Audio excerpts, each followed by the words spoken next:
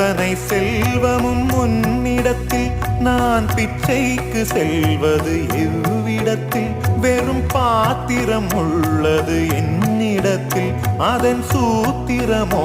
அது உன்னிடத்தில் ஒரு முறையா இருமுறையா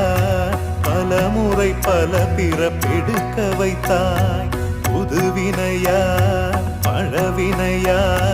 கணம் கணம் தினம் என்னை துடிக்க வைத்தாய் பொருளுக்கு அலைந்திடும் பொருளற்ற வாழ்க்கையும் துரத்துதே